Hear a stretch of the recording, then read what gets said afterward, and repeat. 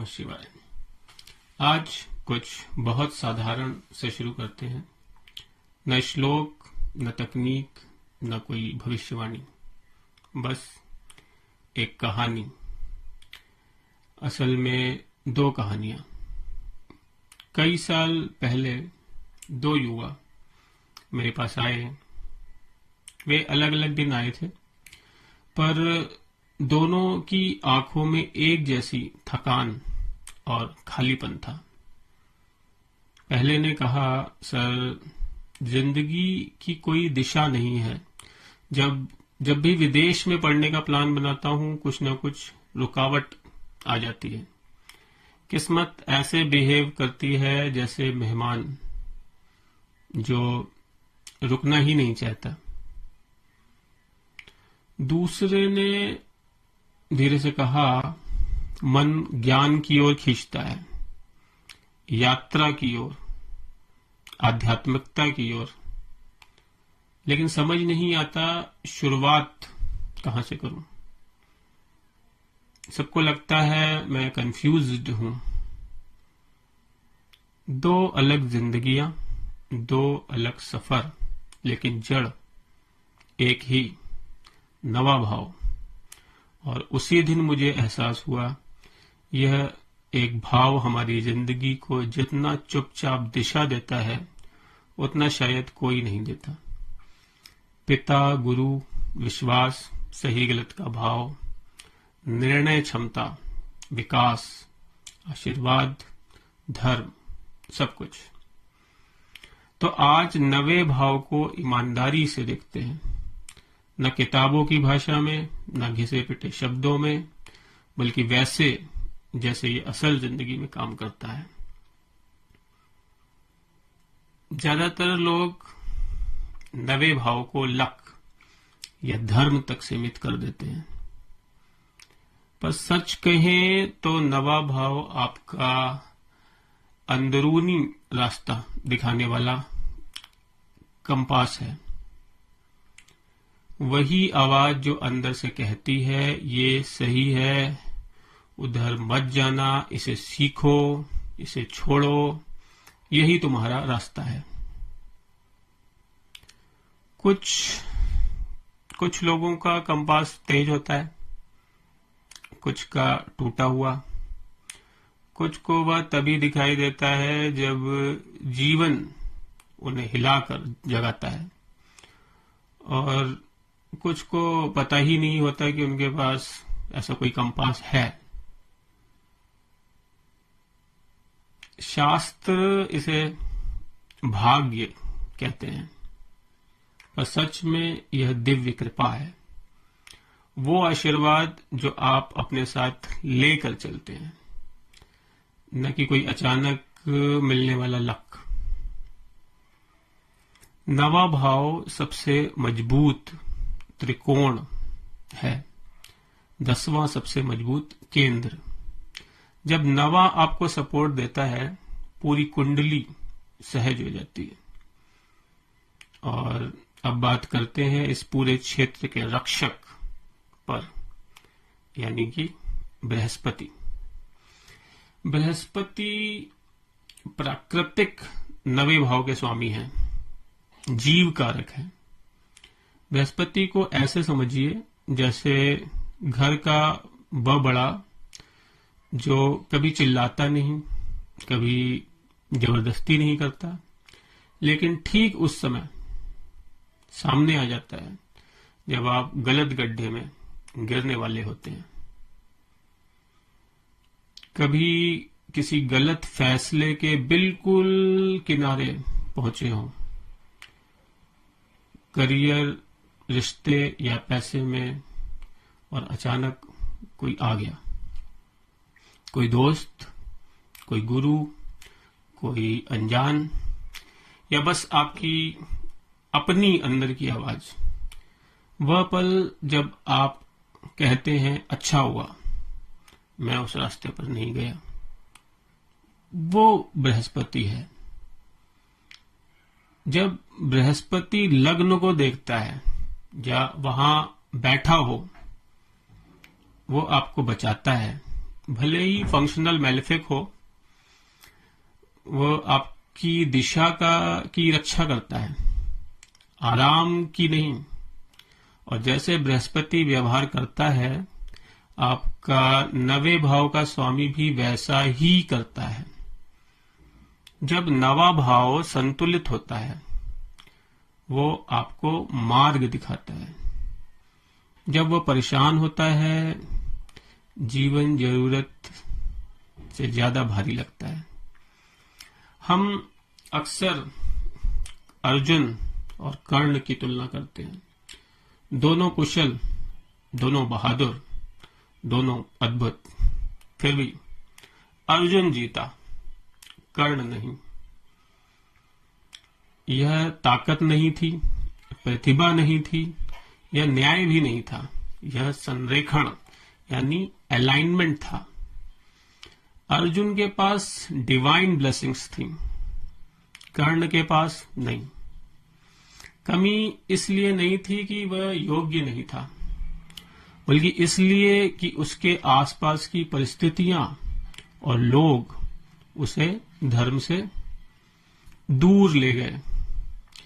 यही 9वां भाव है। यह जीवन आसान नहीं बनाता, यह जीवन को सही दिशा देता है। चाहे रास्ता कितना भी कठिन क्यों ना लगे, कमजोर 9वां भाव जीवन को बर्बाद नहीं करता, बस उसे उलझा देता है।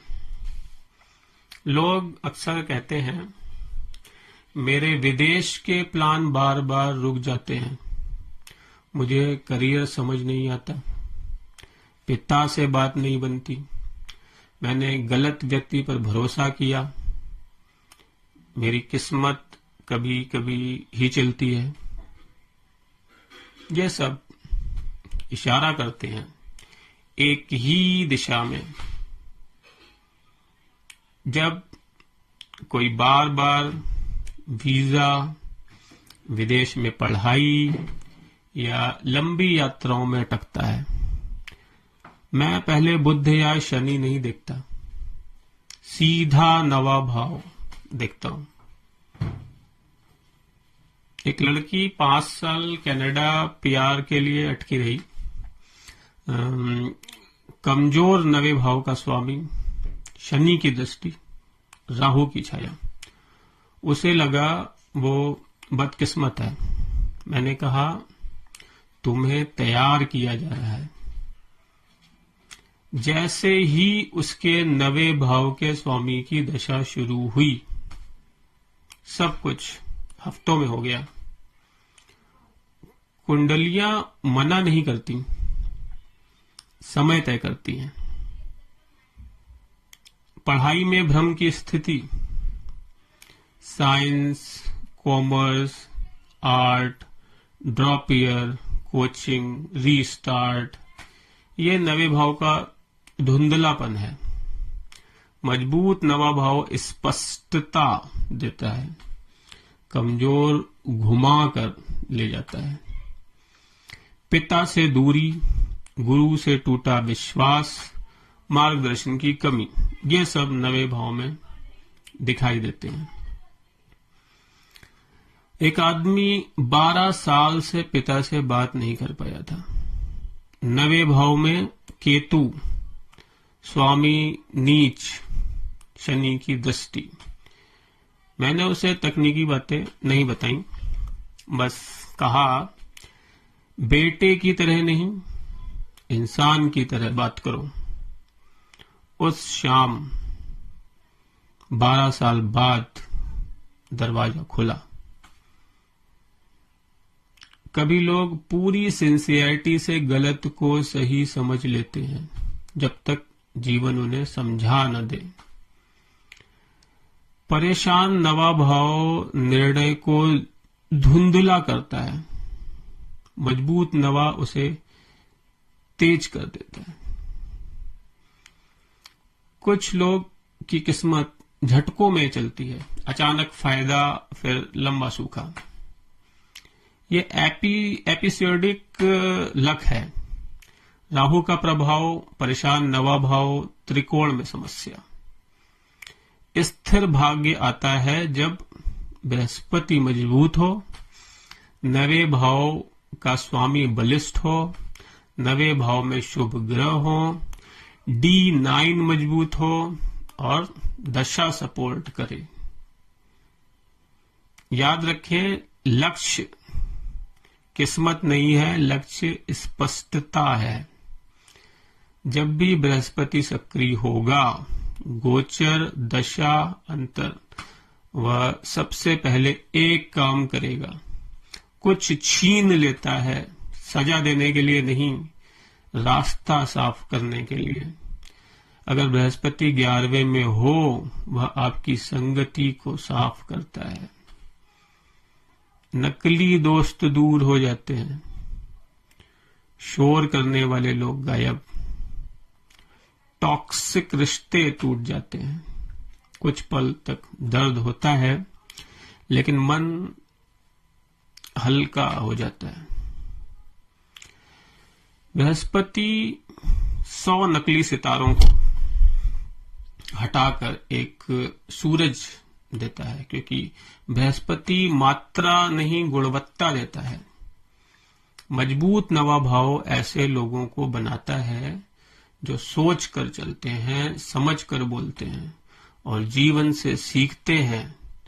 उनकी बातें सच्ची होती हैं, उनकी रचनात्मकता में गहराई होती है, उनके फैसले स्थिर होते हैं, उनकी आर्थिक सोच साफ और लंबी दूरी की होती है। वे चुपचाप मदद करते हैं, खामोशी से दान करते हैं, स्वाभाविक रूप से मार्गदर्शन देते हैं।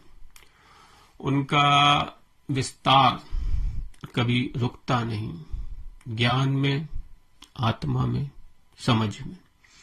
वे दुनिया और बुद्धि के बीच पुल बन जाते हैं। जब नवा भाव मजबूत होता है, आपको दिशा मिलती है, सही गुरु मिलते हैं, निर्णय सुधरते हैं, पढ़ाई में मन लगता है, यात्राएं सार्थक होती हैं, आशीर्वाद स्थिर रहते हैं।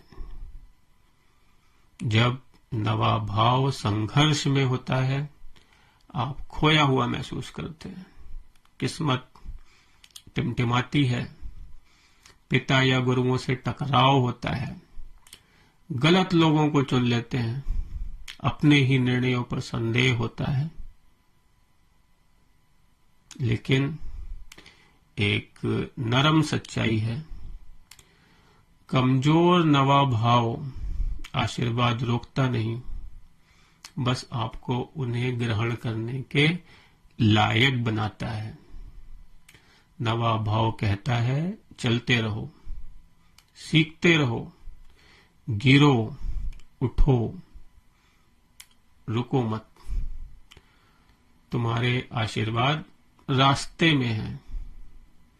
तो अगर आपको यह वीडियो उपयोगी लगा हो तो चैनल को जरूर सब्सक्राइब करें, वीडियो को लाइक करें और ज्यादा से ज्यादा शेयर करें। नमस्कार। ओम नमः शिवाय।